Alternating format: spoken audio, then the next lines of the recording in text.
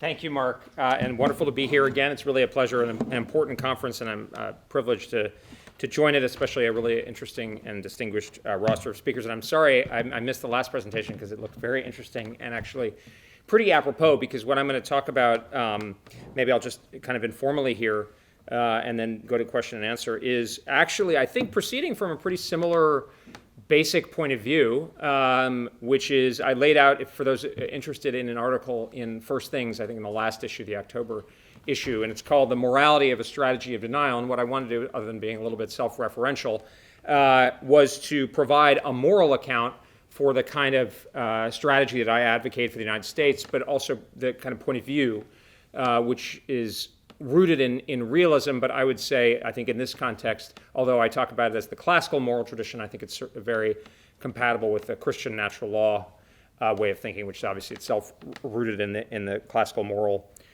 tradition. I think this is important for two reasons. First, in and of itself, I think in this audience, I probably don't need to belabor the point that a foreign policy or any policy should have some compelling moral foundation for people of good conscience to adhere to it or support it. But also, instrumentally, I think it's important that any strategy or policy have what people feel is a moral sort of element. Otherwise, they're unlikely to support it. And it's actually been interesting over the last couple of weeks. I've actually been a little bit surprised that what I thought would be a little bit of a piece sort of to a narrower community is actually registered more broadly. I was on a Zoom call with an Australian politician who said, "Oh, I read your," and I thought he might say, and again, I thought he might say, "Oh, I read your book," and he said, "No, I read your article in First Things, and I think this is really important." And this was a politician. So I think this is an issue not solely for Christians or people of faith and moral views to think about, but also of importance to the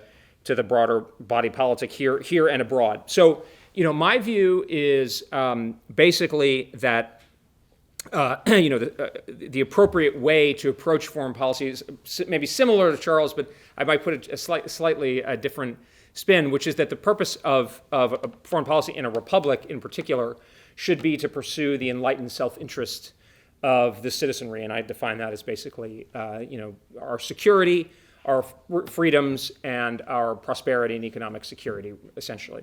And that our foreign policy should be keyed to that the purpose of a republic is the commonwealth, is the common good of the people who compose that republic. And I'll get to how I think I have a somewhat different view than the last speaker about how that relates to the international community.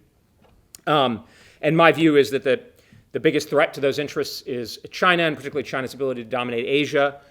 In order to frustrate that, we need what I call a strategy of denial, which has a strong geopolitical element, which is its basic foundation, but also a critical military component. And that, my view is that in order to make that work, we need to be prepared to fight a war, including a potentially very damaging war with China over potentially Taiwan, as well as other allies in Asia, in particular, to pursue that goal. And in my book, I really kind of laid out this sort of rational, strategic logic for that. And what I wanted to do and I'm happy to go into the details of that strategy a little bit more if people are interested, but it's basically the logic of if you want to avoid war, you've got to prepare for it, which, people like George Washington and the Romans said, so I feel like it's pretty good authority. But my view is, sometimes the thing is a cliche because it's true and doesn't mean you should ignore it. But so it's very much in that logic. It's in the desire to prevent a war, but as I close the book, with the goal of a decent peace, not only for Americans, but for others, including Chinese. So what's the morality of this? And it's interesting because I think realism has become a kind of a thing in the academy that has a particular sort of personality and like sociology, I would say. But to me, I don't really identify so much with that, sometimes here and there. But, realism is more of like a disposition. Or an approach to politics, and certainly international politics, but domestic politics as well.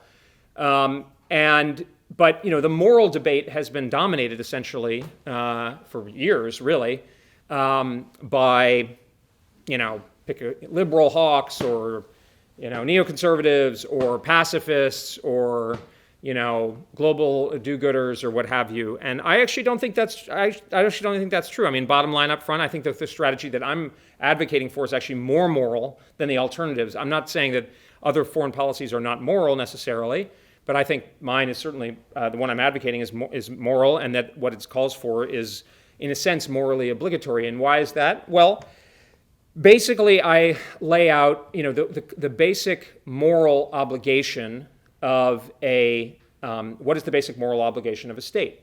Well, I think I would have a little bit of a different view than what was previously said, in that a state has a basic duty to pursue the good goals of its citizenry. That is its nature, in the sense that, and I model this on the concept of stewardship, which is certainly a rational one, but is also, I've been struck, for those of you, I don't know if everybody is on this liturgical cycle, but for those of you who are Catholic, over the summer, a lot of readings from Luke, where Jesus actually talks about, in the gospel readings, he talks about the model of stewardship quite a lot, actually.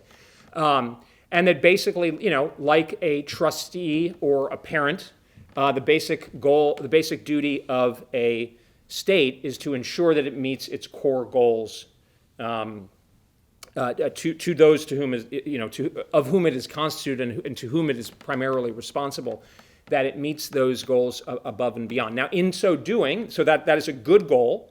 So basically, in the classical moral tradition, it's kind of like an Aristotelian or sort of Thomistic approach. If there is a good goal, if you pursue it rationally and proportionally, then those actions are good. So it's a more teleological approach. Now, there are things that are in and of themselves evil, and we can talk about what those might be. Although I would say in the realm of war, international politics, that is a relatively elastic standard. But if something is rationally and proportionally correlated to that goal, then it is of itself good because the end is good.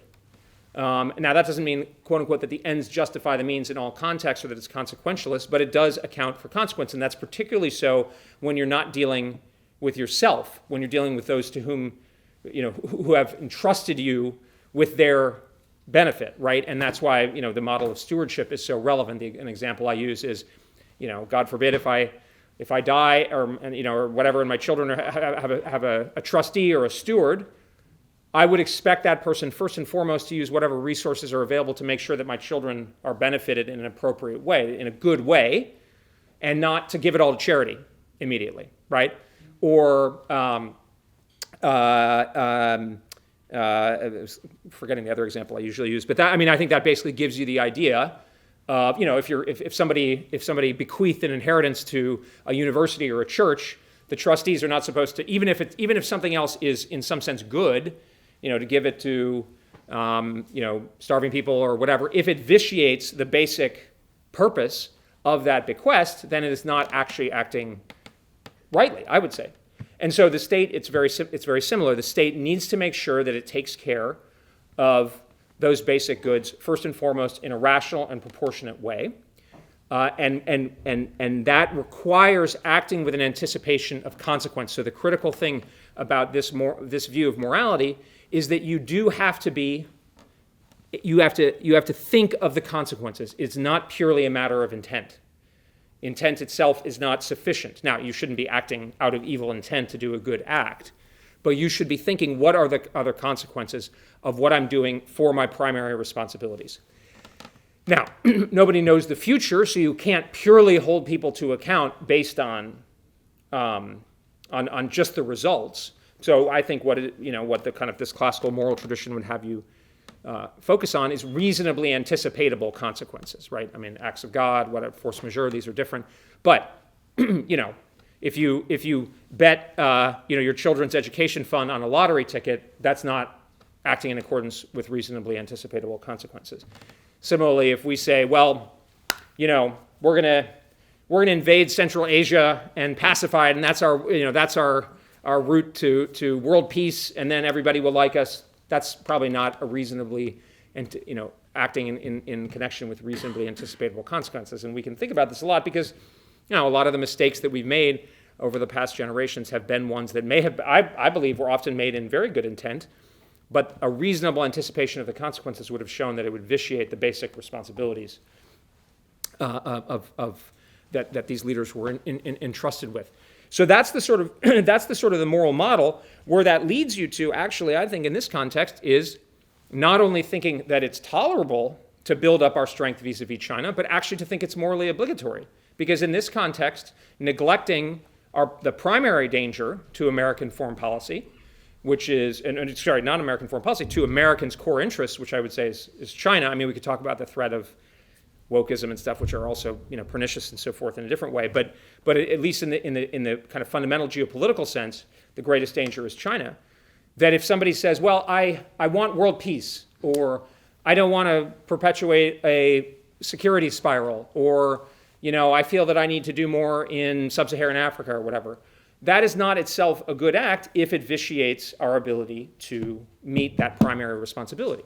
And that includes saying, well, I'd rather not spend more on the military. And I'm not saying that we should hand over money to Raytheon or Lockheed as a like moral act in and of itself. There's many different ways you could do this. But the basic idea is that strength is actually, in some contexts, not only permissible, but I would say obligatory, especially if you want to avoid a war, which I do. And if you want to avoid a war and you think that the best way to do so, and I think there's a lot of reason to think so, is to have a kind of measured and restrained strength.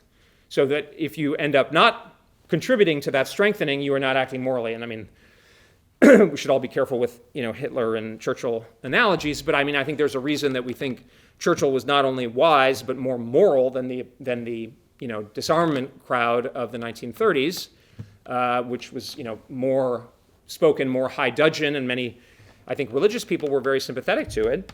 But in the end, I think it's fair to say, certainly the consensus view would be that it contributed to the outbreak of the war. Whereas if we had had a measured strength in that context, then we would have been better off. So I mean, I think that's the basic bottom line. I mean, I guess what I would say is, the context that in terms of the last presentation, just because I heard the tail end, is that it really has to do with kind of what are your primary responsibilities, and then a realistic assessment of what you can and cannot do. And this is where you can't make a moral judgment absent, in a sense, a realistic assessment of how the international politics works and this geopolitical situation and so forth. And what I would say in response to that is that we have an obligation not to do evil to others, and we have an obligation, I would say, when we have the ability to do so, to help other people. That is true, but that should not detract in the same way that a parent shouldn't neglect his or her own children for things that might in the abstract be good but are not their primary responsibilities. So the state should make sure, especially a republic, should make sure that it takes care of its primary responsibilities, which is the promotion of a decent peace and our kind of core interest that I laid out, and not seeing, I don't see like the international rules-based order or something as a moral entity. That is the international order is a thing that exists, that adapts based on power relations and interests and so forth. But I don't think we have a compelling primary interest, as the current administration does, in its preservation or promotion. And this is interesting because I think, in all fairness, I would say, traditional Catholic political thinking probably, ironically, was probably more in that vein. So the last speaker, is certainly tapping into a very long-standing tradition. Although I know Mark is at least a Protestant, so maybe I'm just playing to the crowd. But I mean, there is something. I think that my approach is somewhat is I would say a kind of more realistic one than at least that element of Catholic traditional thinking. And I mean, the current pontiff has not been positive about just war theory and the classical moral tradition in the context of war and peace. So I may be saying something a little off the message, but anyway, that's what I think is right and rational, and what's in our interests, but also what we should do. So maybe with that, Mark, I don't know if that or does that maybe field some questions or comments. Thank you.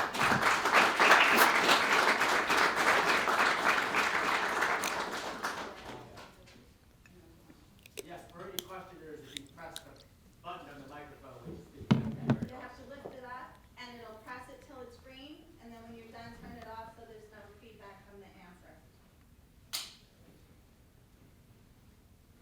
Did I get it? Yes. Oh, very good. Hi, I'm Olivia Keene, and I'm a sophomore at Colorado Christian University. And it's kind of a vague question, but it's something I've been thinking about over the last 2 days of just feeling very helpless as a 19-year-old girl in a dorm room. And so it's kind of a very broad question, but what is the most proactive thing I can do in just global conflict in general from a dorm room for the next 3 years? Because I feel like I want to help more than I can, but I don't know necessarily how. Okay. Well, that's a good. I certainly respect your instinct. I wouldn't be too hard on yourself. There's probably not a tremendous amount that you can do. So I wouldn't feel like you're letting us all down by not jumping into the breach. But well, look. I mean, I guess if you think about things the way I do, I think it's important to look. In terms of the world as such. I mean, obviously helping people who are in distress or hungry or sick, that's always obviously a Christian thing to do, particularly or in the realm of conflict, people who've been hurt or widowed or orphaned or what have you. That is something that always is good, right? I mean, I think, if you're thinking about things in the way that I'm thinking, I think then the most important way to help in the long term is to be educated and experienced and have a kind of a realistic view of the world. I mean, you need people who are not realistic and who are idealistic to do a lot of things, particularly, to help people, where it may seem like it's hopeless or something. I mean, Mother Teresa was not a realist, right? So, but that's my impression. But I would say I think the world probably needs both. I mean, not in a position to moralize, but it needs saints, but it also needs, people to make sure that the saints are protected, and so it seems like either one of those would be a good way of contributing to the world and conflict, and hopefully not having conflict, which is my goal, which I think is you're never going to get rid of it entirely, and you're certainly never going to get rid of the potential. But if we play things right, we can have less conflict than we might otherwise have. Thank you, sir.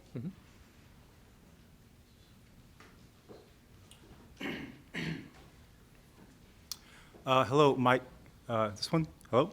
My question is, in the Western Pacific, how much of the security burden do you see falling on the Japanese Navy, the Australian Navy, versus the American Navy? Because as we've seen with the AUKUS deal not too long ago, plus Japan's kind of rearming now, you could say, I'm increasingly heartened that, whereas before it may have seemed like, America, has to go at it alone, I'm very pleased at the way our allies have been kind of stepping up. But how much of that do you see as being really tangible?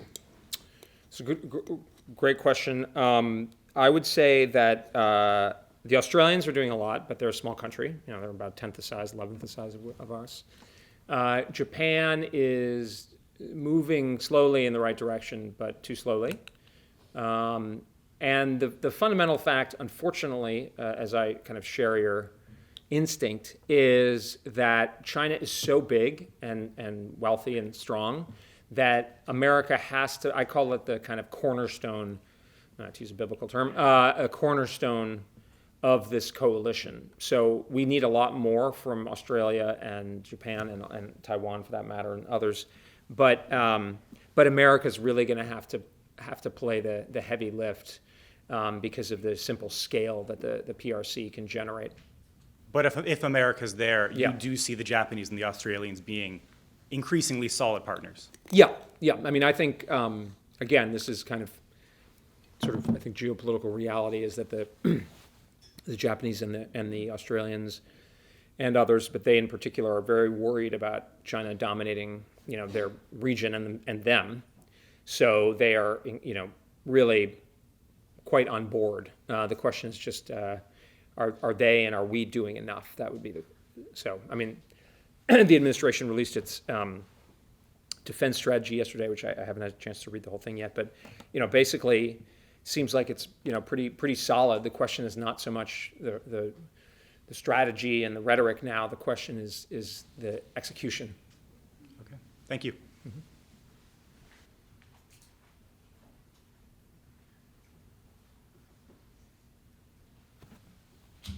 Hi, my name is Greg Moore. I teach politics and international relations at Colorado Christian University, and I just read your book on the plane over here. Okay, and thank I actually didn't know it was so much about China. Actually, I'm a China guy. I've been studying and living in China for 30 years, and I really salute you because I completely agree with your conclusion.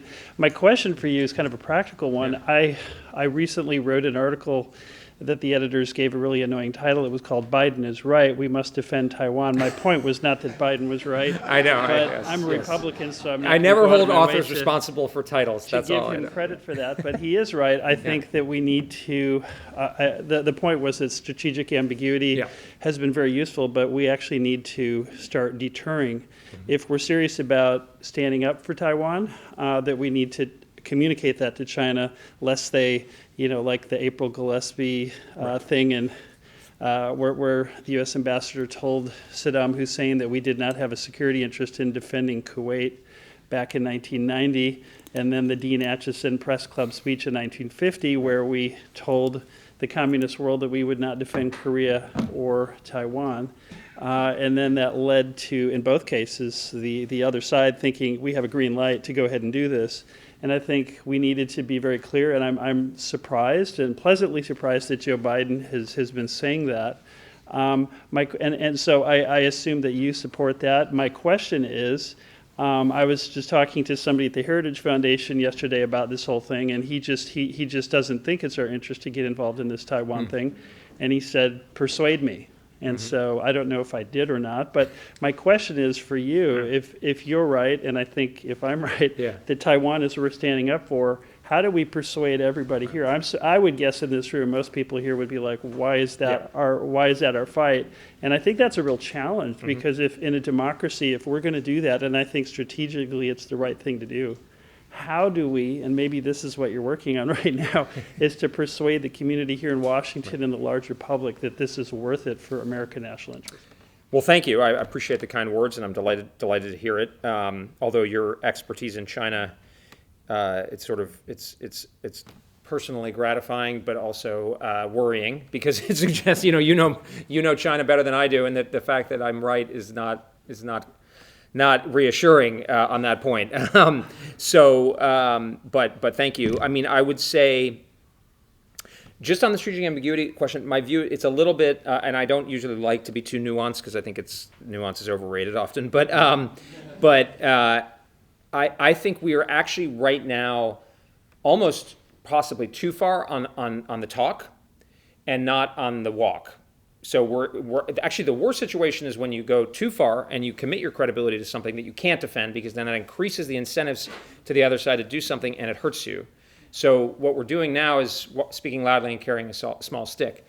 I actually think that China, it's pretty clear to me that China thinks that we would come to Taiwan's defense.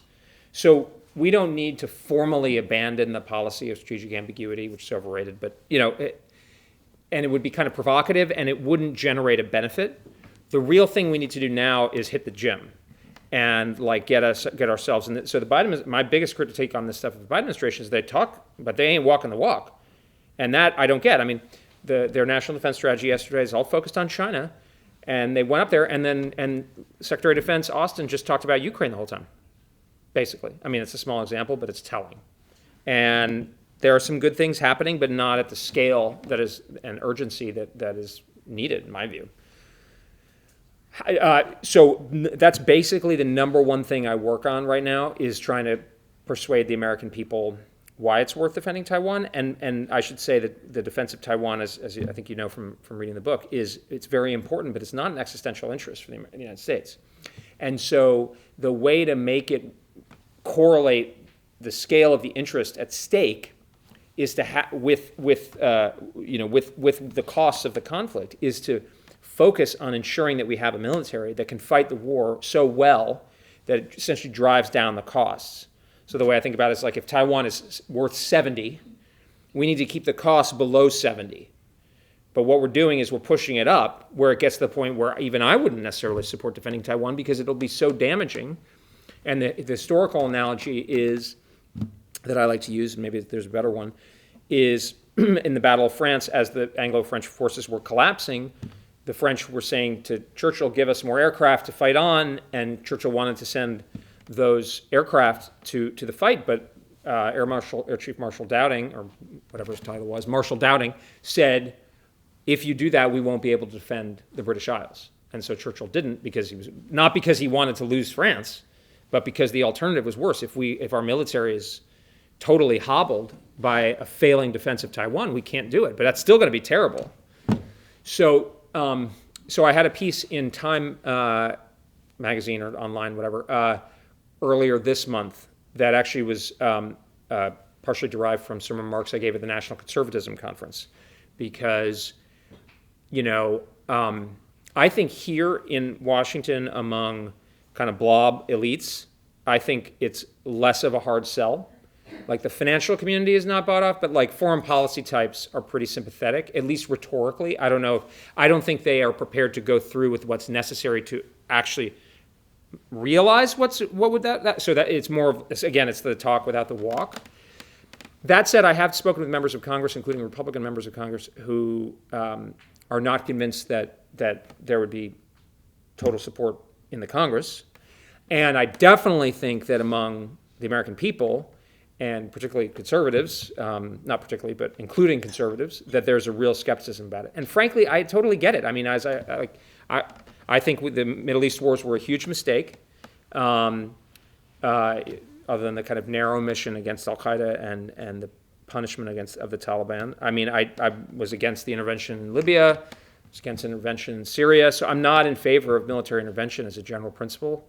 But this is different. This is the decisive theater and the decisive opponent.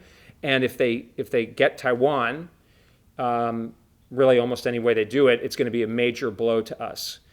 And the problem is that it's so far away, it's so small, nobody really knows anything about it, very few people that, it's kind of like there's a sense that sort of like push it off to the side, but the key to making it worthwhile is to laser focus on it and again, get that capacity to dry down. The point, the bottom line, look, I think basically what it has to do with is who does China dominate Asia? If China dominates Asia, we're all going to be working and living in a Chinese-dominated world and economy, right? Like all the major like you can see, like, do we think that Wall Street and Larry Fink is going to stand up? Like, no, of course not, right? And the social media companies are either going to be Chinese or they're going to be owned by the Chinese, and their data is going to be shared with the Chinese. And if they don't like you, and now they get ticked off only about Tibet and the Uyghurs and Taiwan, but in the future, when they're much more powerful, they're going to go after it. And by the way, look what we can do to people that we don't like the Iranians or the Russians or the North Koreans. It's pretty, if they dominated the Asian economy, they'd be much stronger in a sense than we are. I mean, yeah, it depends on how you measure it, and I think they would have a real incentive to put us in our place because we're the only ones who can challenge them. So this notion that you sometimes hear on the kind of national conservative right, which is like, we'll come home and have autarky and reshore industry. No way. It's not going to. Even if you did that, we'd be like 15 to 20% of the global economy because we're going to shrink us. They're going to exclude us from the trading area. So our companies are going to be, and not even the Latin Americans are going to stick with us because their biggest trading partner is already China. So we have to prevent China from dominating Asia, and Taiwan is really important to that. And if Taiwan falls, it's just going to get harder. So that's kind of the my take. But I feel like we've made a lot of progress in terms of raising the issue and people getting it and more supportive, but we haven't. The thing is, like, if we only get 85% of the way there and China still wins, it's still a failure.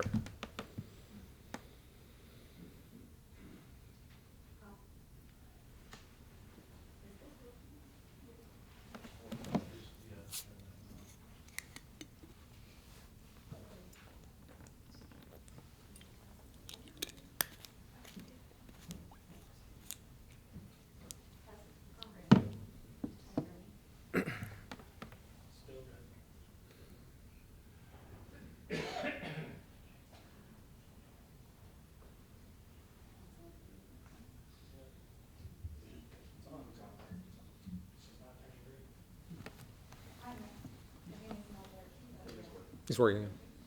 I'm Kaylee from GW, George Washington University in Elliott, and I'm from South Korea.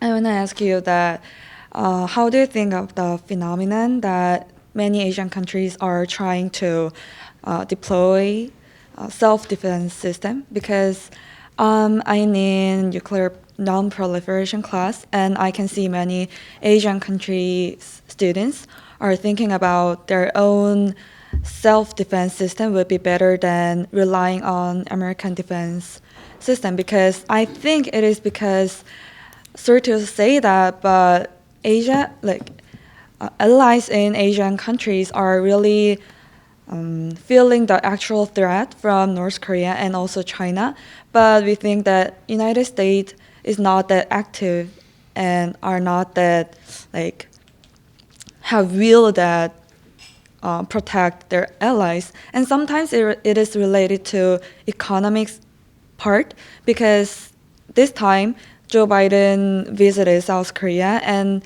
they kind of make pressure to Samsung invest in American factories. And then they made an act that is called CHIPS Act that makes the semiconductor to be only manufactured in America. So it makes the allies to think about is United States trying to be exclusive country, and I think it is impacting on the security part. So I want to ask you, what will be the future role of America? That was the question. Asia is the critical theater, and I mean the allies are going to have to do more because China is so much of a threat. Look, South Korea is in some, maybe the Baltics, or Taiwan, but South Korea is one of the toughest geographies in the world. I mean, South Korea is, I think, the 11th largest economy in the world, something like that. But it's surrounded by China, Russia, Japan, crazy North Korea, and then it has the Americans involved. So my basic view, and I'm not South Korean, but when I talk to South Korean, South Korea can't really be neutral because it turns South Korea into a battlefield, metaphorical or physical. Because it's, if you're New Zealand can, go, prattle on and, just ignore China and free ride and whatever, because it's so marginal, just physically marginal, right? But South Korea is right there in the center, and it's too important to be ignored. So I think the South Korea and the United States are kind of fated to be allies. It's a strategic calc. And also South Korea is very important to the defense of Japan, which is the most important ally of the United States in the world, I would say, just as a function of the size of its economy. So I think, to me, I think South Korea actually does quite a lot, has a very capable military, spends a lot on defense. The reality is the United States has its hands full focusing on China. So I actually think U.S. Forces Korea is increasingly going to have to focus more on China. And South Korea is really going to have to be primarily handling the North Korean threat, which has diminished over time, but which remains serious. And given the possibility for collaboration between Beijing and Pyongyang, it's very serious. But it's a tough situation. But the alternative, if in the last administration in South Korea, if it tries to hedge, it either becomes over time, let's say there's a war between the United States and China over Taiwan that extends, say, to include attacks on U.S. forces in Japan and the Philippines. I mean, if South Korea tries to hedge or be neutral, I'm not saying that South Korea would need to necessarily contribute troops, but if there's a perception, that's going to put South Korea in a very difficult position, and ultimately it's either going to be a battlefield or it's going to fall under China's shadow, which is, I'm pretty sure that being in the American sphere is better, if for no other reason that we're very far away. So that's my advice, South Korea. Thank you.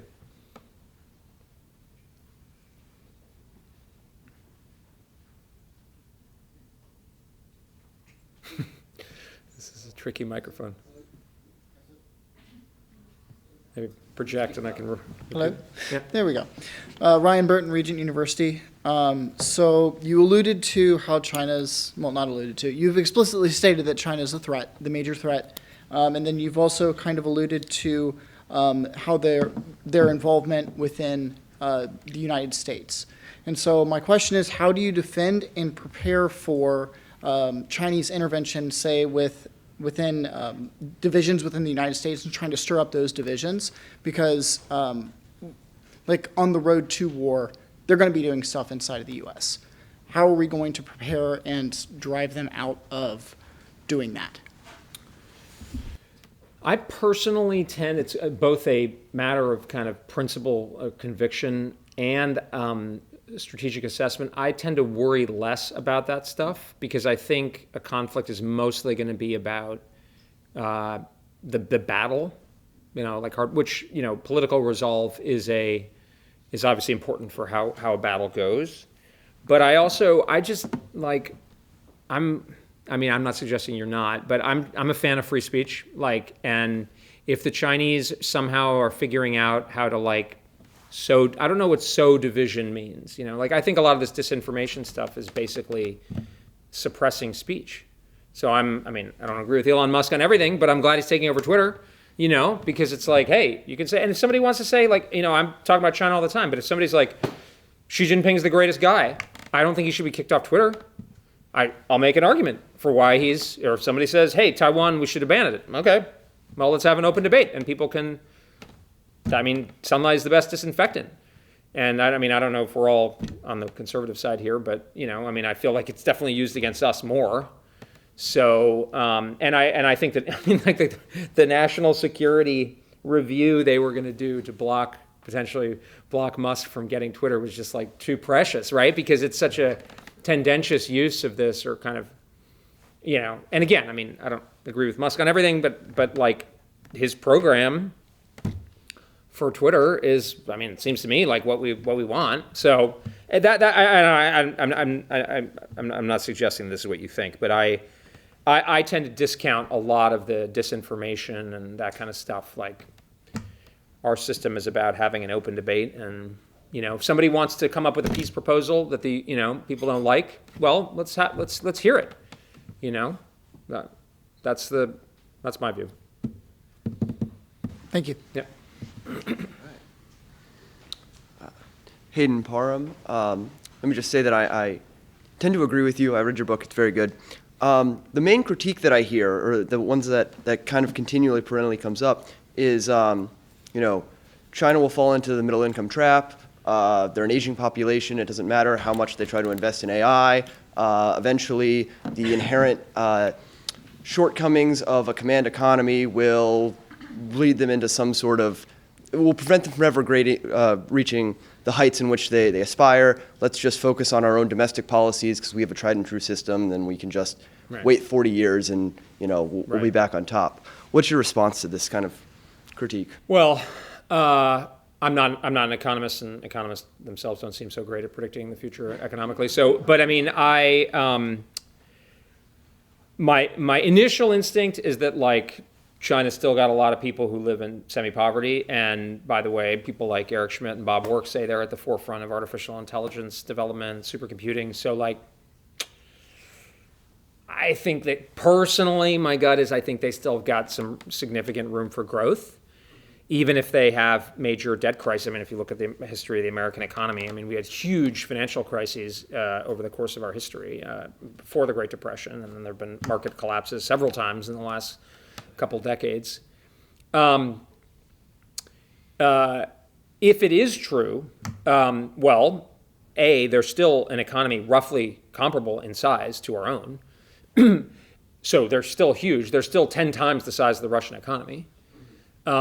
Also, demographic decline is happening throughout the advanced world. It's catastrophically bad in Taiwan. It's also very, Korea and Japan have very low birth rates as well. And so it's kind of a matter of a relative matter. And then the final point, and this is something that other people talk about more, I tend to not emphasize it as much, but I don't rule it out, is if that's true, that might incentivize China to act sooner, right? Hal Brands and Michael Beckley emphasize this argument a lot. I personally think the reasons for near-term Chinese action have more to do with the military balance and possibly Xi Jinping's own personal calculus. But I don't rule out the possibility. If Xi Jinping agrees with Beckley and Brands, then, well, if your goal is to create a geoeconomic area, you could break out of this decline by by acting aggressively. So I don't look. I think the main way that that I would be wrong. So it's good to show how your thesis could be invalidated. Is if it turned out that the Chinese really had feet of clay, like the Russians or maybe the Soviets. We don't really know.